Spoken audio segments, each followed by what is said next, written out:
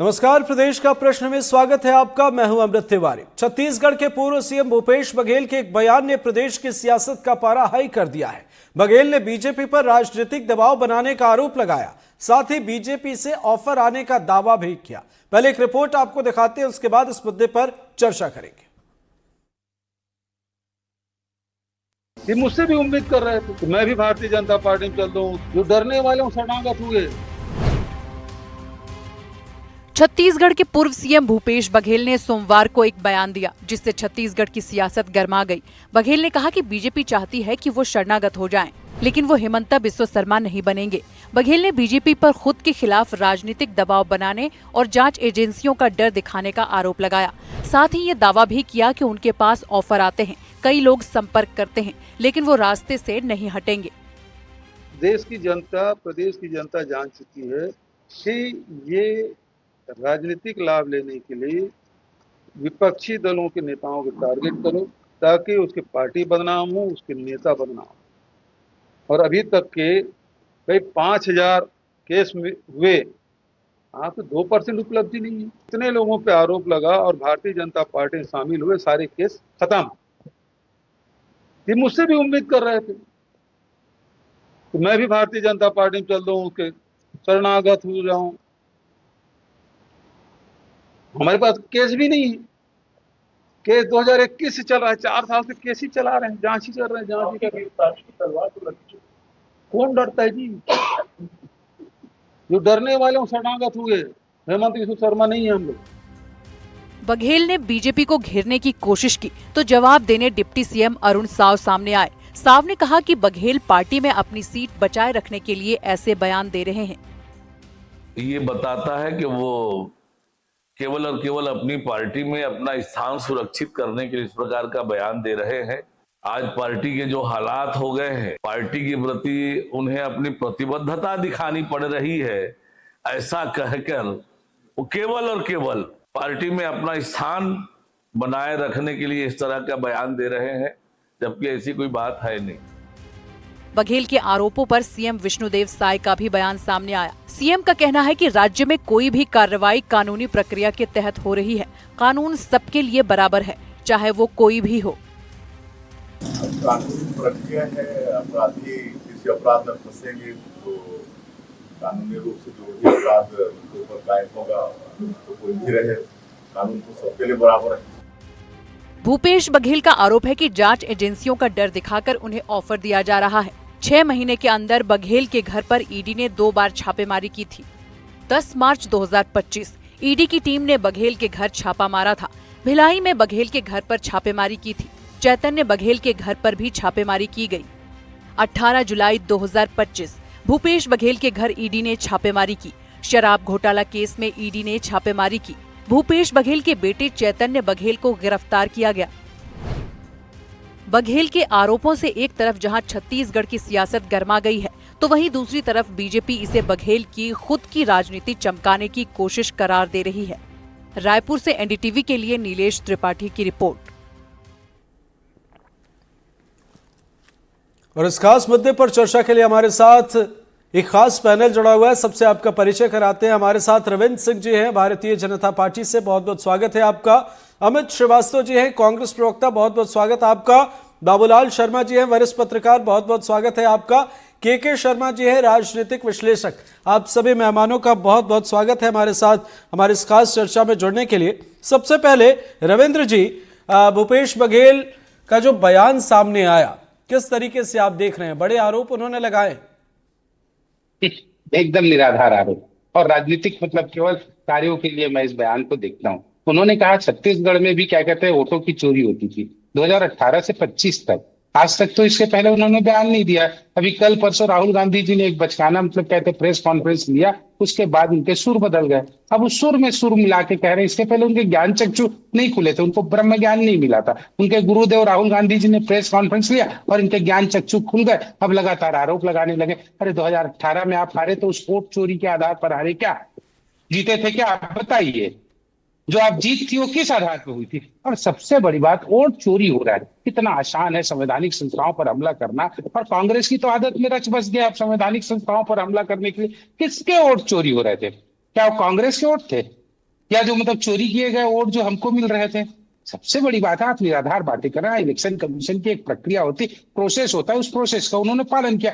आप अभी बिहार में 64 लाख मतदाताओं की वोट चोरी हो रहे कह रहे हैं, आपने एक राजनीतिक दल ने वहां शिकायत नहीं की। 1.5 लाख बीएलओ है सरकार के द्वारा नियुक्त, प्रत्येक बूथ पे यदि 64 लाख भी हो रहा होंगे तो ज्यादा से ज्यादा एक बीएलओ के पास 20 या 30 शिकायतें आएंगी। क्या राजनीतिक दल वहां नहीं है? ठीक है, ठीक है, वो चीजें दिल्ली में हो रही है, वो चीजें दिल्ली में हो रही है। रविंद्र जी, भूपेश बघेल साहब के बयान पर ही हम रहते हैं। उनके बयान को आप उनके बयान के सामने आने के बाद जैसा उन्होंने कहा कि मैं झुकूंगा नहीं, मुझे भी ऑफर आ रहे हैं, ऐसा बयान, आखिर इसके पीछे वजह क्या मानते हैं आप?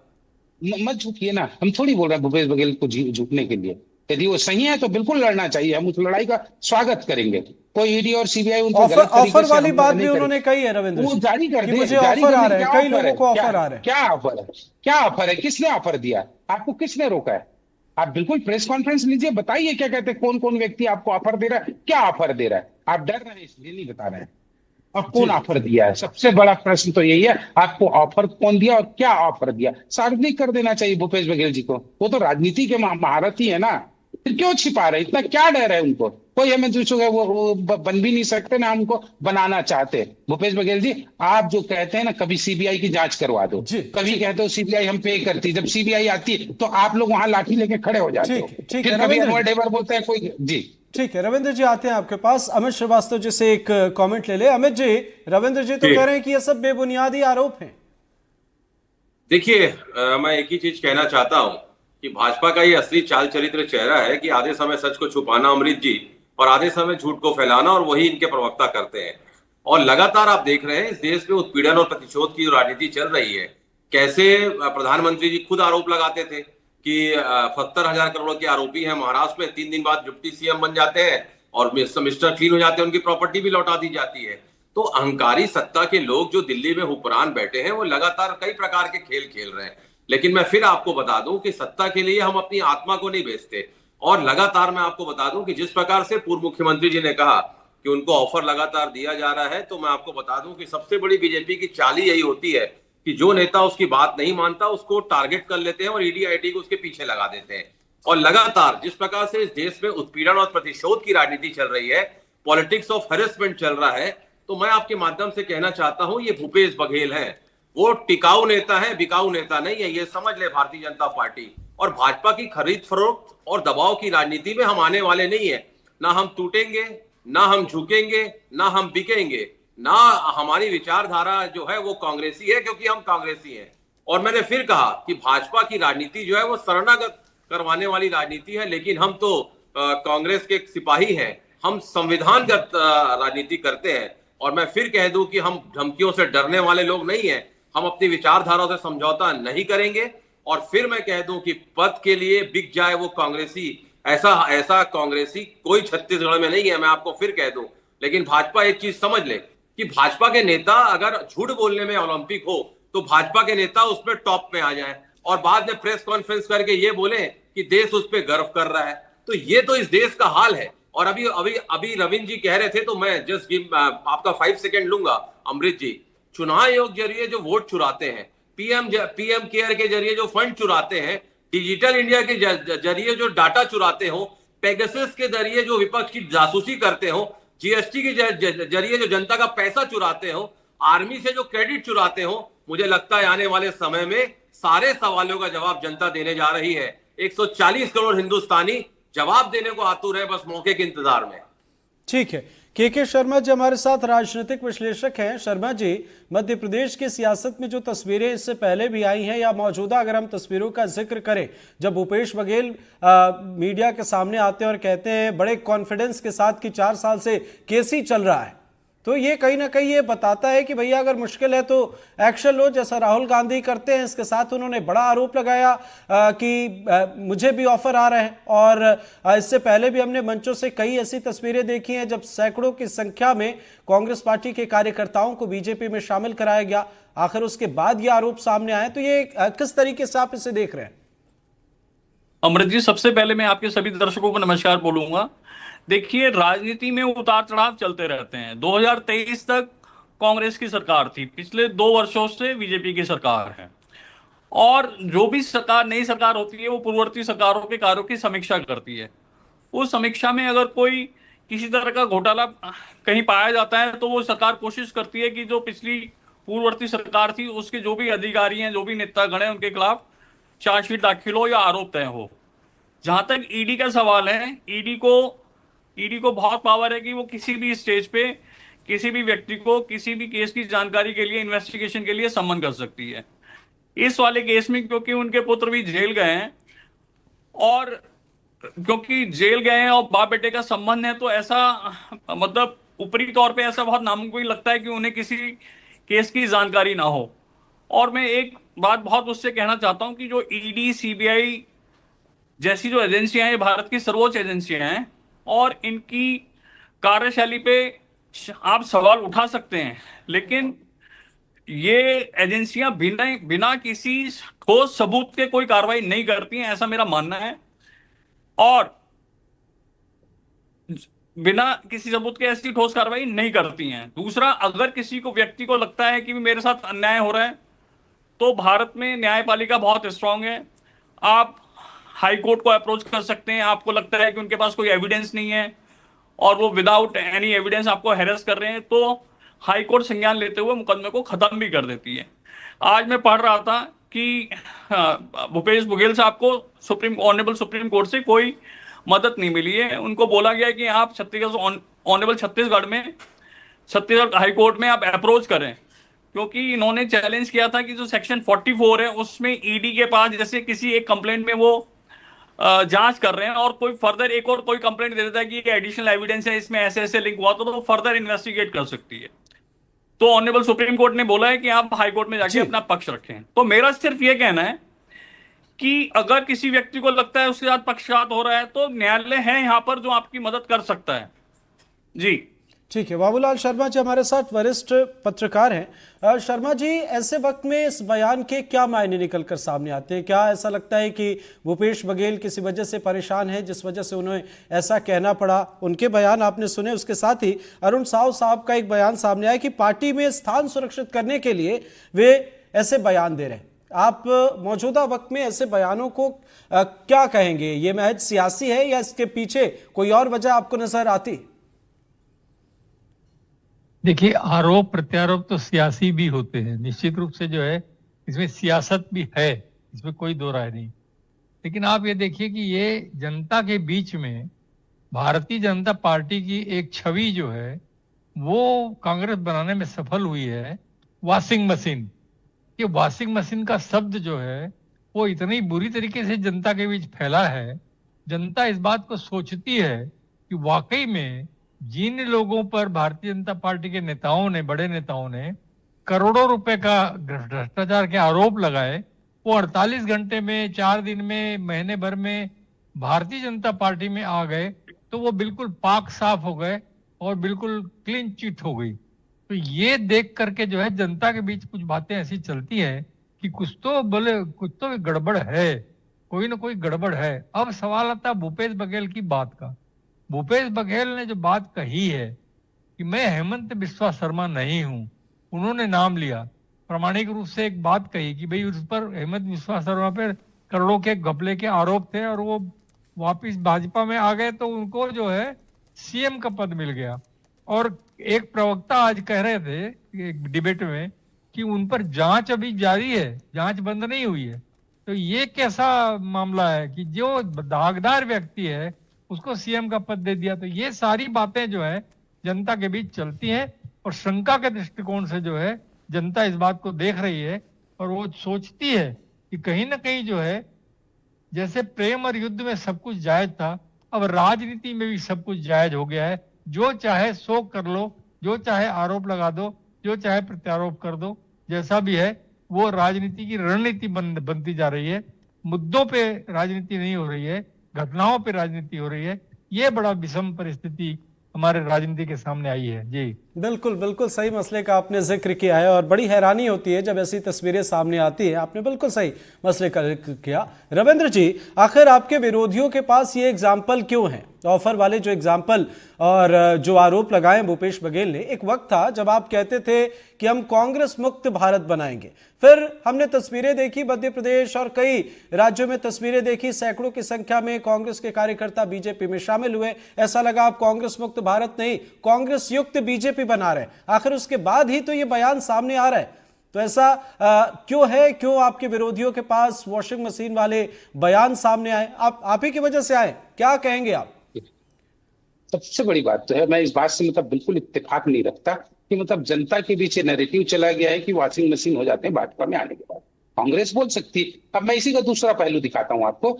जब यदि हेमंत बिस्वा शर्मा कांग्रेस में थे तब उस समय भ्रष्टाचारी नहीं थे, तब कांग्रेस की जिम्मेदारी नहीं थी कि उसको निकाल देते। अजीत पवार जब कांग्रेस में थे तो भ्रष्टाचारी नहीं थे, भाजपा में गए तो भ्रष्टाचारी हो गए। आपकी जिम्मेदारी नहीं बनती, आपकी राजनीतिक और नैतिक जिम्मेदारी नहीं बनती। आप यदि कोई भाजपा में चला गया तो वो भ्रष्टाचारी हो गया, आपके अंदर रहते हुए वो शिष्टाचारी थे। आप क्यों कार्रवाई नहीं करते कांग्रेस के लोग? बस भाजपा में गए और भ्रष्टाचारी हुए। वॉशिंग मशीन वाला कोई ऐसा मामला नहीं है। यदि उनके विरुद्ध गड़बड़ी होगी तो ईडी से भी आएगी, क्यों नहीं आएगी? और मैं तो कहता हूँ भ्रष्टाचारी तो कांग्रेस का संवैधानिक अधिकार है ना भाई, वो कोर्ट में चले जाए। क्यों चिट्ठी है भ्रष्टाचारी कोर्ट में PIL दाखिल कर दे कि ये भ्रष्टाचारी है, सबूत दे दे, कोर्ट तो बैठा है। आपको ईडी CBI पे भरोसा नहीं है तो। और एक बात और मैं फिर कह रहा हूं इस बात को, कांग्रेस क्यों इस बात को ये करती कि वो क्यों नहीं हटाती? कांग्रेस छोड़ के कोई बीजेपी में आ गया, छत्तीसगढ़ में चिंतामणि महाराज आ गए। जब तक इनके पास थे वो थे ना, एकदम बढ़िया आदमी थे, कहीं कोई दिक्कत नहीं था। और जहां कांग्रेस छोड़ के भाजपा में आ गए वो भ्रष्टाचारी हो गए थे। कांग्रेस का सोच है राजनीति में, किसी भी राजनीतिक दल के व्यक्ति को किसी भी राजनीतिक दल में आने जाने की स्वतंत्रता है, इसको हम नहीं रोक सकते। आप नंद कुमार साय को किस उद्देश्य से ले गए थे? कांग्रेस में क्यों ले गए थे नंद कुमार साय जी को? आपने टिकट दिया उसको, भूपेश बघेल के पीछे खड़े कर देते थे। ठीक है ना रविंद्र जी, आजादी है किसी को किसी भी पार्टी में जाने की, लेकिन क्या मजबूरी है आपकी कि आप भी कांग्रेस वालों को पसंद करते हैं? अगर कोई आना चाहता है तो वेलकम करते हैं, जबकि आपके कार्यकर्ता तो सबसे बड़ी पार्टी आपके पास। रविंद्र जी, मैंने कहा किसी को भी क्या कहते हैं रोकने का वो नहीं है। हमारी विचारधारा में आना चाहता है, कुछ हृदय परिवर्तन होता है तो हम तो स्वागत करेंगे। हम क्यों रोकेंगे बताइए भाई? अभी ये कांग्रेस के प्रवक्ता है, वो बोले मैं भाजपा में जाना चाहता हूं, तो हम क्यों रोकेंगे बताइए? ठीक है अमित जी, ऑफर तो आपके लिए भी है। देखिए अमृत जी, मैं बहुत सारे सवाल हमारे काबिल मित्र ने उठाए हैं, मैं सीधेवार जवाब दूंगा। लेकिन जो ऑफर इन्होंने दिया, मैं कह दूं कि तारे टूट भी जाए तो जमीन पे नहीं गिरा करते, और गिरते हैं लाख दरिया समुंदर में, कभी समुंदर दरिया में नहीं गिरा करते। और मैं आपके माध्यम से बता दूं अमृत जी कि इन्होंने जो कहा ना कि कोई कांग्रेस में अगर आना चाहता है तो ये जब कांग्रेस में थे तो हेमंत बिस्वा शर्मा ठीक है कांग्रेस में थे, लेकिन अजीत पवार जी कभी कांग्रेस में नहीं थे, पहले आपको बता दूं। और कहते हैं ना कि हमने नहीं, प्रधानमंत्री जी ने आरोप लगाया था भोपाल की सभा में कि 70,000 करोड़ का घोटाला करने वाले एक नेता है जिसका नाम है अजीत पवार, और 3 दिन बाद उनको डिप्टी CM बना के अपनी सरकार बना लिए। उसी प्रकार से हमने आरोप नहीं लगाया था हेमंत बिस्वा शर्मा पे, प्रधानमंत्री जी और गृह मंत्री जी ने आरोप लगाया था कि वो नारदा शारदा स्कैम में आरोपी हैं, बाद में उनको CM बना दिया गया लाके। उसी प्रकार से शुभेंदु अधिकारी जिनको नेता प्रतिपक्ष बंगाल में बना दिया गया, गृह मंत्री जी ने कहा था कि शारदा घोटाले में वो आरोपी है। तो कहते हैं ना कि झूमते हैं नाग सारे जाने कैसी बीन है, इनका ना कोई ईमान है ना कोई दिन है, और जो भी जाता है साहब वो धुल के निकलता है। ये भारतीय जनता पार्टी है या ठीक है अमित जी, लेकिन आखिर ऐसी स्थिति क्यों है कि कांग्रेस पार्टी के नेता भी बीजेपी पसंद करते हैं?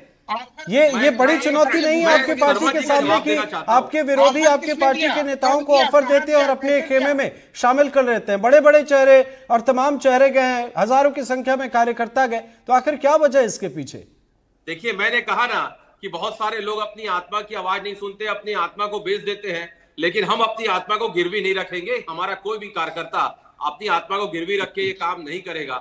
मैं बता दूं आदरणीय शर्मा जी को हम लोग के शर्मा जी को हम लोग बहुत साल से सुनते हैं, लेकिन मैं आपको बता दूं कि थोड़ा सा अभी आपने जो कहा कि तो ऑनरेबल सुप्रीम कोर्ट में जस्टिस सूर्यकांत जी और जस्टिस बागची साहब जी के यहाँ ये मैटर लगा था, और उन्होंने हमने जो प्ली किया है भूपेश बघेल जी ने, जिसको कपिल सिब्बल जी ने और अभिषेक मनीष सिंघवी साहब ने रखा था, उसमें यह कहा गया था कि PMLA की धारा 44 के तहत जो अंतहीन जांच चलती है और प्रक्रिया जो जारी रखने के खिलाफ हमने चुनौती दी थी, और हमने कहा था कि सारे पिटीशंस जो लगी हैं, क्रिमिनल पिटीशन, रिट पिटीशन जो लगी हैं, उसको क्लब कर दिया जाए। तो ऑनरेबल सुप्रीम कोर्ट ने यह कहा था कि 6 अगस्त की सुनवाई के लिए हम इसे रखते हैं, बाकी आप हाई कोर्ट जाइए, क्योंकि आप पहले जो आपका रेगुलर कोर्ट है आप उसमें जाइए, अगर वहां से न्याय नहीं मिलता है नहीं, गलत बोल रहे हैं अमित जी टोक रहा हूँ मैं आपको, आप गलत बोल रहे हैं। तो माननीय उच्चतम न्यायालय ने ये कहा कि आपने प्रोसीजर का पालन नहीं किया है, क्या हाई कोर्ट को बंद कर दें, आप हमारे पास सीधे चले आएंगे? उन्होंने कहा आपको वहां पहले जाना था। ये गलत बोल रहे हैं क्लब करने के लिए सारी चीजें। अरे भैया, सुप्रीम कोर्ट का वर्डिक्ट है, तभी उन्होंने कहा हाई कोर्ट जाइए, अदालतों को बंद कर दें, हर चीज को सुप्रीम कोर्ट सुने, ये उन्होंने कहा है। अब यहाँ पर भी बैठ के झूठ बोलते हैं। सुप्रीम कोर्ट ने कहा पहले हाई कोर्ट जाइए, हर चीज में। अरे आप सुनिए, आप गलत बात बोल रहे हैं, आप गलत बात बोल रहे हैं, गलत बोल रहे हैं। कोई क्लब करने के लिए नहीं, उन्होंने उसका नहीं कहा था। आपको हाई कोर्ट में प्रक्रिया का पालन करने कहा गया था, लेकिन उन्होंने क्लब किया था 6 तारीख के। झूठ बोलते हैं आप बैठ के, इस मैटर को रखा था, झूठ बोल रहे हैं आप। हाई आपको कोर्ट पता जाइए रहता बोला है, उन्होंने, आप डायरेक्ट सुप्रीम कोर्ट क्यों आए बोला? मुझे पता है, मैंने पढ़ा है, आप गलत बात रख रहे हैं। सुप्रीम कोर्ट ने कहा था first you go to your high court, high court जाने के लिए कहा था। हाई कोर्ट क्यों सही बात है, क्यों कहा? लेकिन 6 अगस्त की सुनवाई के लिए उन्होंने उन्होंने रखा कहा था। सारी आप गलत अदालतों बात को कर रहे बंद हैं। कर दे, सारी अदालतों को बंद कर दे, हमारे बात पास करते हैं आप चैनल में ऐसा बैठ के। कोई मामला नहीं था। आपने गलत कह रहे हैं, क्यों सुप्रीम कोर्ट बोला हाई कोर्ट को बंद कर दे करके? अरे सुप्रीम कोर्ट ने कहा प्रोसीजर अपनाइए, first you go to your high court. आपको समझ में नहीं आ रहा तो मैं क्या कर सकता हूं? ठीक है रविंद्र जी, अमित जी, ठीक है। ऐसे व्यूअर भी कंफ्यूज होते हैं, क्या समझना है क्या सुनना है, चीजें क्लियर नहीं होती। बाबूलाल शर्मा जी, एक बड़ा सवाल यह है कि आखिर क्यों कांग्रेस पार्टी के कई नेता, भूपेश बघेल की बात करें, राहुल गांधी की बात करें, ये तमाम नेता खुले मंच से ये कहते हैं कि हमारे खिलाफ हमें परेशान किया जा रहा है, और अगर वाकई हम गलत हैं तो आपके पास महकमे हैं, आप इस मामले पर एक्शन लीजिए, अगर गलत हैं तो लीजिए एक्शन। देखिए, ईडी सीबीआई के ऊपर आरोप लगाते हुए ये बातें सामने लाई गई हैं कि हमको परेशान किया जा रहा है, हमको टारगेट किया जा रहा है। निश्चित रूप से जो है ईडी की कार्रवाई जो है वो के शर्मा जी ने बिल्कुल सही कहा कि ये माना जाता है कि जब कोई ठोस सबूत उनके पास हो जाता है प्रारंभिक रूप से, तभी वो जो है उस पे हाथ डालते हैं। और जहां उन्होंने हाथ डाला, एक बहुत बड़ी पावर उनके हाथ में है कि अगर आपने कोई बयान दे दिया उनके पास में, उस बयान पे जैसे पुलिस को बयान देंगे तो पुलिस के बयान कोर्ट नहीं मानती, लेकिन अगर आपने ईडी के सामने बयान दे दिया तो कोर्ट उसको कोर्ट के बयान के रूप में मानती, स्वीकृति देती है। ये बहुत बड़ी बात, बहुत बड़ा पावर उनके हाथ में है।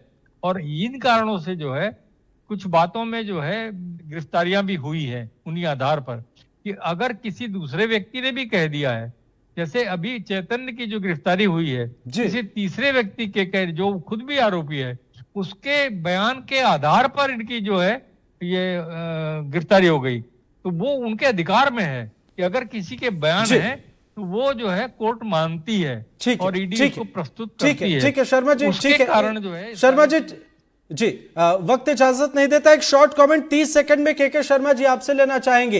ये सियासी लगता है या जिस तरीके से जो एक्शन लिए जा रहे हैं ये लगता है कि वाकई यहां पर कुछ चीजें हैं जिससे बड़ा फर्क पड़ सकता है? देखिए, जो राजनीति है वो तो इसी तरह से होती है। कोई भी जो भी सत्ता में रहेगा वो एक ऐसा नैरेटिव बनाना चाहेगा, जो पूर्ववर्ती सरकार थी वो भ्रष्टाचार थी, वो भ्रष्टाचार में लेप थी। तो एक राजनीति का ये हिस्सा है। ईडी या सीबीआई के पास सबूत होता है तो वो गिरफ्तार कर लेते हैं, नहीं होता तो वो क्लोजर रिपोर्ट लगा लेते हैं, या कोई उच्च न्यायालय या उच्चतम न्यायालय उनको रिलीफ दे देती है कि नहीं, इस केस में कोई ऐसा एविडेंस नहीं है जो आप इनको संबंध कर रहे हैं। तो सियासी, पूरी तरह से सियासी कहना गलत होगा। कुछ ना कुछ, जैसे कहावत होती है कि अगर कहीं धुआं उठ रहा है तो आग जली होगी, इस तरह से मेरा ये कहना है। ठीक है। अमित श्रीवास्तव जी कुछ कहना चाह रहे थे पर वक्त इजाजत नहीं देता। बहुत बहुत शुक्रिया आप सभी का हमारे साथ जुड़ने के लिए और इस चर्चा में शामिल होने के लिए। ये मामला सियासी गलियारे में फिलहाल चर्चा इस मामले पर हो रही है, लेकिन आगे देखना होगा इस मामले में क्या होता है। हमारे इस खास कार्यक्रम में फिलहाल इतना ही। नमस्कार।